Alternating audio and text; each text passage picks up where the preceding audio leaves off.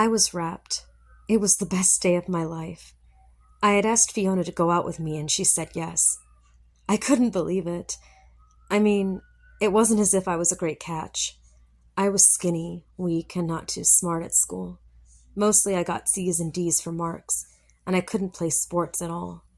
I hated football, always went out on the first ball at cricket, and didn't know which end to hold a tennis racket. And Fiona still said that she'd be my girlfriend.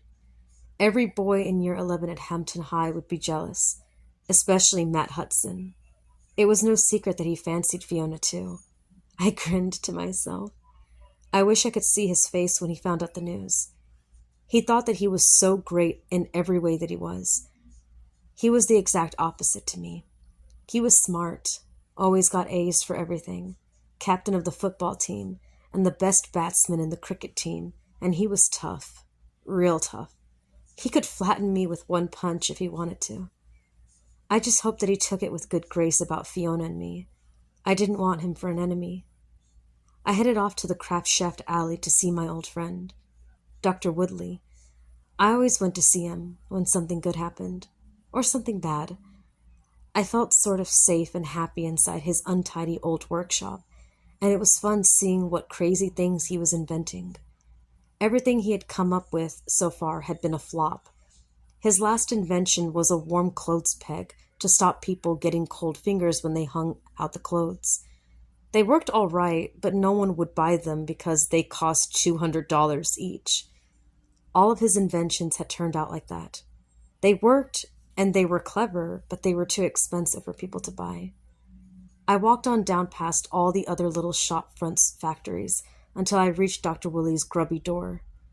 I gave a secret knock, 3 slow, 3 fast, and his gnomish face appeared at the window. I say gnomish because he looked just like a gnome. He was short with a hooked nose, and he had a white beard and a bald head surrounded with rings of white hair. If you gave him a fishing rod and a red cap and sat him on the front yard, you would think that he was a little garden statue. He opened the door. "Come in, Rodney," he said. "Tim," I corrected. He always called me the wrong name. He had a terrible memory. "Where's that screwdriver?" he said. "It's always getting lost." "In your hand," I told him. "Thanks, Peter, thanks." "Tim," I sighed. I don't know why I bothered. He was never going to call me by my right name. It wasn't that he didn't know who I was. He did. I was his only friend.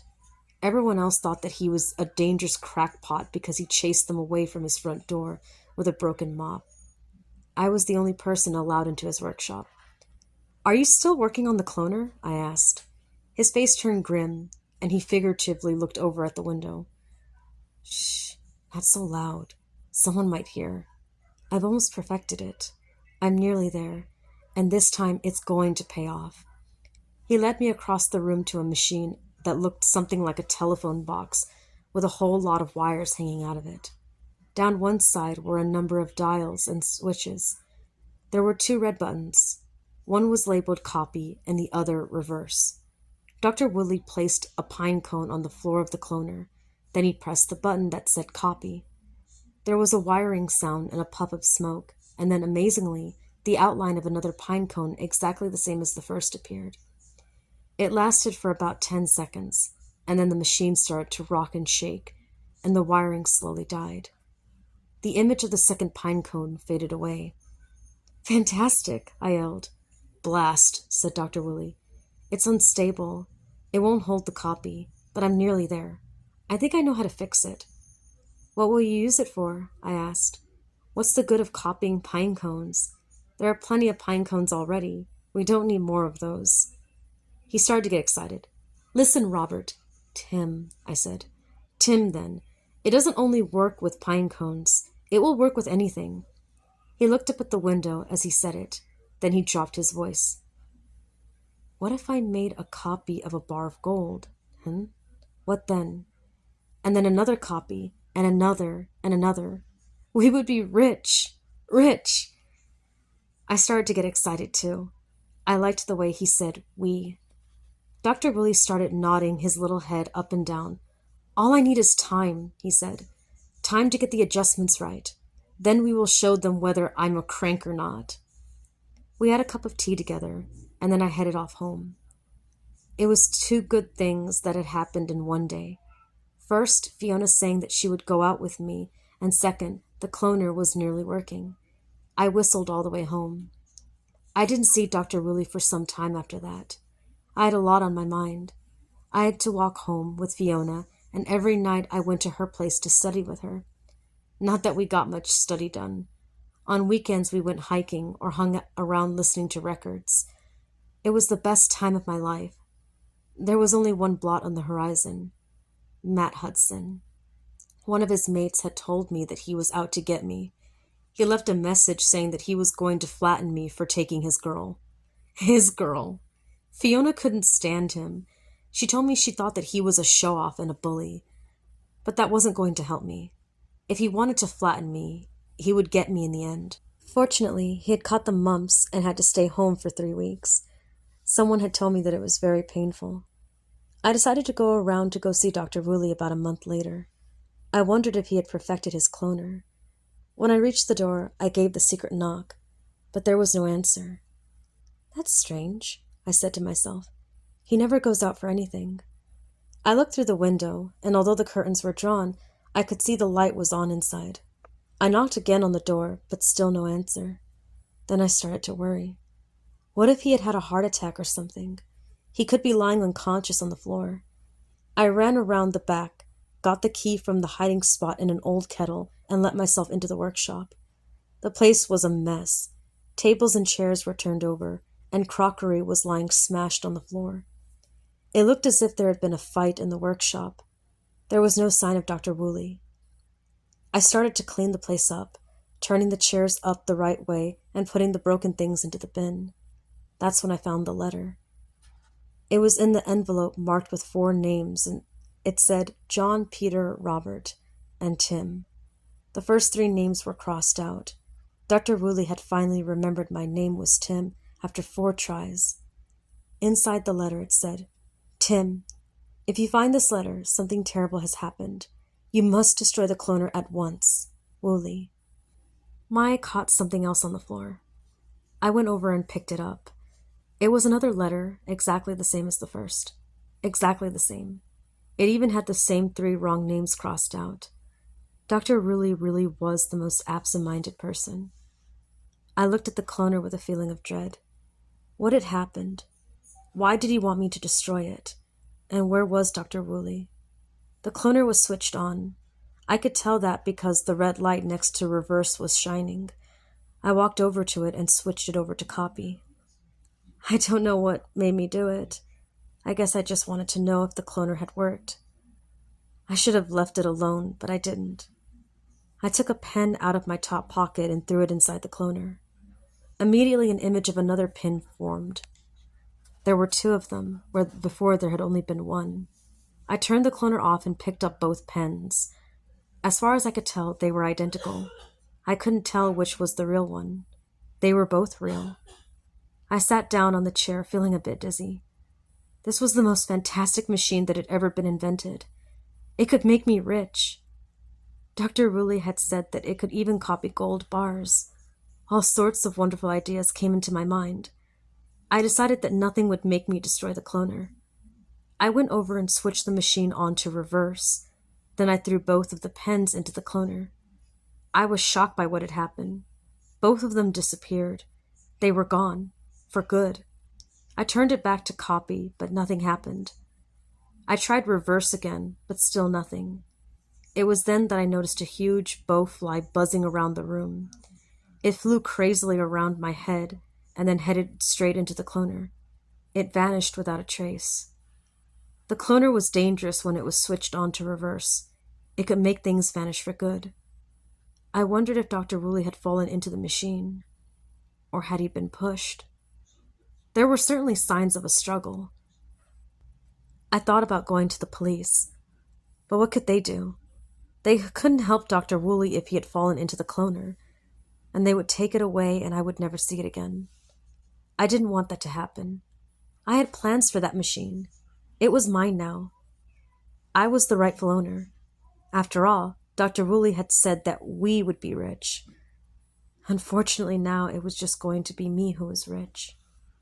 I went back to Fiona's house and spent the evening doing homework with her. I didn't tell her about the cloner. I was going to give her the first copies I made from it. At 10 o'clock, I walked home through the darkened streets, keeping an eye out for Matt Hudson. I had heard that he was over with his mumps and was looking for me. The next morning, I borrowed my mom's gold cameo brooch without telling her.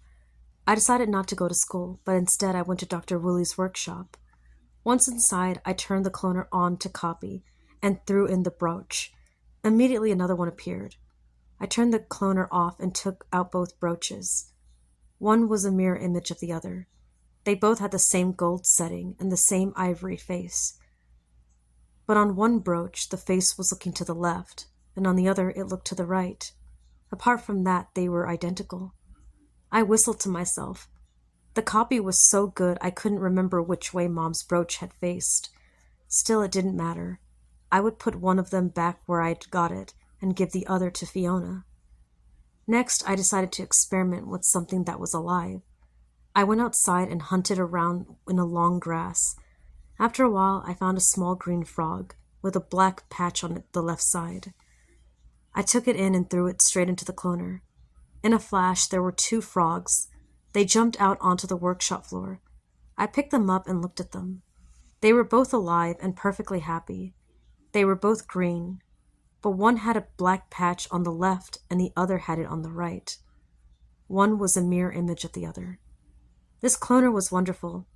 I spent all day there making copies of everything I could think of. By 4 o'clock, there were 2 of almost everything in the workshop. I decided that it was time to go and give Fiona her cameo. She was going to be very happy to get it. I never made it to Fiona's house. An unpleasant surprise was waiting outside for me. It was Matt Hudson. "I've been waiting for you, you little fink," he said. "I heard you were hiding in here." He had a pair of footy boots hanging around his neck. He was on his way to practice. He gave me a nasty leer. "I thought I told you to stay away from my girl." "She's not your girl," I said haughtily. "She can't stand you. She's my—" I never finished the sentence. He hit me with a tremendous punch in the gut, and I went down like an exploding balloon. The pain was terrible, and I couldn't breathe. I fought for air, but nothing happened. I was winded, and all I could do was lay there on the footpath, writhing like a dying worm. "You get one of those every day," he said, "until you break it off with Fiona." Then he laughed and went off to football practice. After a while, my breath started to come back to great sobs and spasms. I staggered back into the workshop and sat down. I was mad. I was out of my mind. I had to think of some way to stop him. I couldn't go through this every day, and I couldn't give up on Fiona. I needed help, and badly, but I couldn't think of anyone. I didn't have a friend who would help me fight Hudson except for Fiona, and I couldn't ask her. My mind was in a whirl, and my stomach ached like crazy. I wasn't thinking straight. That's why I did the stupidest thing of my life. I decided to get inside the cloner and turn it on. There would be 2 of me, 2 Tims. I could get the copy to help me fight Hudson. He would help me. After all, he would be the same as me. He would want to pay Hudson back as much as I did. The more I thought about it, the smarter it seemed. I could make an exact copy of myself, and together we could go off and flatten Hudson. I wondered what my first words to the new arrival should be. In the end, I decided to say, "Hello there, welcome to Earth." I know it sounds corny, but at the time, it was all I could think of. I turned the cloner to copy and jumped in before I lost my nerve. In a twinkling, there was another me, standing there. It was just like looking into a mirror. He had the same jeans, the same jumper, and the same brown eyes. We both stood staring at each other for about 30 seconds without saying a thing. Then, both at the same time, we said, "Hello there, welcome to Earth." That gave me a heck of a shock. How did he know what I was going to say? I couldn't figure it out. It wasn't until much later I realized he knew all about me. He had an exact copy of my brain. He knew everything I had ever done. He knew what I had been thinking before I stepped into the cloner. That's why he was able to say the exact same sentence. He knew everything about me. He knew how many times I had kissed Fiona. The copy wasn't just a copy. He was me. We both stood there again for about 30 seconds with our brains ticking over. We were both trying to make sense of the situation. I drew a breath to say something, but he beat me to it. "Well," he said, "what are we waiting for? Let's go get Hudson." The copy and I jogged along the street towards the football ground without speaking. I wondered what he was thinking. He didn't know what I was thinking. We shared the same past, but not the same future or present. From now on, everything that happened would be experienced differently by the both of us. I didn't have the faintest idea of what was going on in his head, but I knew what was going on in mine. I was wondering how I was going to get rid of him when this was all over. "Fiona will like that brooch," said the copy. I was shocked to think that he knew about it. He was smiling to himself. I went red. He was probably thinking Fiona was going to give him a nice big kiss when she saw the brooch. It was me she was going to kiss, not the copy. At last we reached the football ground. Hudson was just coming out of the changing rooms. "Well, look," he said. "It's little Tim and his twin brother. Brought him to help you, have you?" he said to the copy. "Well, I can handle both of you." He screwed up his hands into a tight fist. Suddenly he looked very big. In fact, he looked big enough to wipe the floor with the both of us. I felt like running for it. So did the copy. I could see he was just about to turn around and run off, leaving me on my own.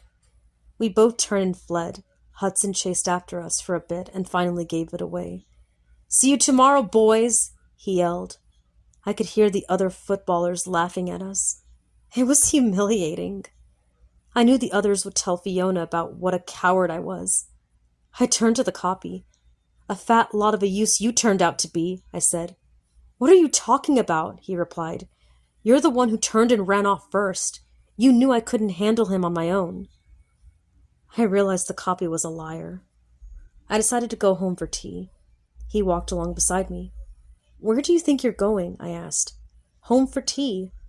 We can't both turn up for tea. What's Mom going to say when she sees the two of us?" "The shock will kill her," I told him. We both kept on walking towards home. The copy knew the way. He knew everything I knew, except what I was thinking. He only knew about what had happened before he came out of the cloner. He didn't know what was going on in my mind after that. I stopped. He seemed determined to come home with me. "Look," I said, "be reasonable. Think of Mom and Dad. We can't both sit down for tea. You go somewhere else." "No," he said, "you go somewhere else." Finally, we came to the front gate. "All right," I said to the copy. "You go and hide in the bedroom. I'll go down to tea, and afterwards I'll sneak you up for some food." The copy didn't like it. "I've got a better idea," he told me. "You hide in the bedroom, and I'll bring you up something." I could see that he was only thinking of himself. This thing was turning into a nightmare. "All right," I said in the end. "You go down to tea, and I'll hide in the bedroom." So that is what we did. I sneaked up and hid in my room, while the copy had tea with my parents. It was roast pork, my favorite. I could smell it from my room, and it smelled delicious. The sound of laughter and chattering floated up the stairs. No one knew that the copy wasn't me. They couldn't tell the difference. A bit later, he came up the stairs. He poked his head around the corner and threw me a couple of dry biscuits. "This is all I could find. I'll try and bring you up something later." Dry biscuits? I had to eat dry biscuits while the copy finished off my tea, and I had just remembered Mom had been cooking apple pie before we left. This was too much. Something had to be done. Just then the doorbell rang. "I'll get it," shouted the copy before I had a chance to open my mouth. He ran down the stairs and answered the door. I was trapped. I couldn't go down or Mom and Dad would see that there were two of us. I could hear a girl's voice. It was Fiona. A bit later the door closed and all was silent. The copy had gone outside with her. I raced over to the window and looked out. It was dark, but I could just see them under the wattle tree. The streetlight illuminated the scene. What I saw made my blood boil. The copy was kissing Fiona. He was kissing my girlfriend. She thought that he was me.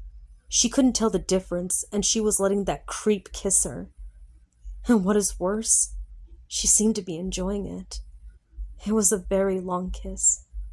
I sat down and thought about the situation. The copy had to be sent back to where he had come from. This whole thing had turned out to be a terrible mistake. I had to get the copy back to the workshop and get rid of him. After about 2 hours, the copy came up to the bedroom looking very pleased with himself. I bit my tongue and didn't say anything about him kissing Fiona. "Look," I said, "we can't both stay here. Why don't we go back to the workshop and have a good talk? Then we can figure out what to do." He thought about it for a bit, and then he said, "Okay, you're right. We had better work something out." I snuck out of the window and met him outside. We walked all the way to the workshop in silence. I could tell he didn't like me any more than I liked him. I took the key out of the kettle and let us in. I noticed that the cloner was still switched on to copy. I went over and turned it on to reverse without saying anything. It would all be over quickly. He wouldn't know what hit him. I would just push him straight into the cloner and everything would be back to normal. He would be gone and there would only be just me. It wouldn't be murder. I mean, he had only been alive for a few hours, and he wasn't really a person. He was just a copy. "Look," I said, pointing to the floor of the cloner. "Look at this." I got ready to push him straight in when he came over. The copy came over for a look. Suddenly, he grabbed me and started to push me towards the machine. The copy was trying to kill me. He was trying to push me into the cloner and have Fiona for himself. We fell to the floor in a struggling heap. It was a terrible fight. We both had exactly the same strength and the same experience. As we fought, I realized what had happened to Dr. Woolley. He had made a copy of himself, and they had both tried to push each other in. That's why there were 2 letters. Probably they had both fallen in and killed each other. The copy and I fought for about 10 minutes. Neither of us could get the upper hand, and we were both growing tired. We rolled over near the bench, and I had noticed an iron bar on the floor. But the copy had noticed it too. We both tried to reach at it at the same time, but I won. I grabbed it and wrenched my arm free. With a great whack, I crashed it down over the copy's head. He fell to the floor in a heap. I dragged his lifeless body over to the cloner and shoved him inside. He vanished without a trace. It was just as if he had never existed. A feeling of great relief spread over me, but I was shaking at the narrow escape I had experienced. I turned and ran home without even locking up the workshop. By the time I got home, I felt a lot better. I walked into the lounge where Mom and Dad were sitting watching TV. Dad looked up at me. "Ah, there you are, Tim. Would you fill out this application for the school camp? You put in the details and I'll sign the bottom." I took the form and started to fill it in. I was looking forward to the school camp. We were going skiing. After a while, I looked up. Mom and Dad were both staring at me in a funny way. "What's up?" I asked. "You're writing with your left hand," said Dad. "So? You've been a right-handler all your life." "And your hair is parted to the wrong side," said Mom. "And that little mole that used to be on your right cheek has moved to the left side." My head started to swim. I ran over to the mirror on the wall. The face that stared back at me was not Tim's.